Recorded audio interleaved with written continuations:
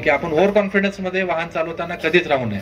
आपल्याला जेवढा speed comfortable वाटतो त्याच्यापेक्षा थोडा कमी स्पीडनंच आपण नेहमी चालावं. आणि दुसरं वाक्य म्हणजे प्रत्येक अपघात हा टाळला जाऊ शकतो.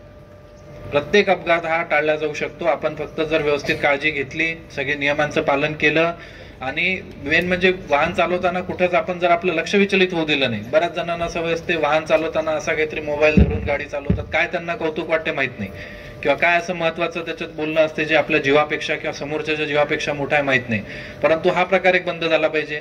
कानात हेडफोन टाकून गाणे सुरू असतात, मागचा हॉर्न ऐकू येत नाही, लक्ष विचलित असतं, अशा परिस्थितीत गाडी चालवल्यावर अपघाताचं प्रमाण निश्चितपणे वाढत असतं.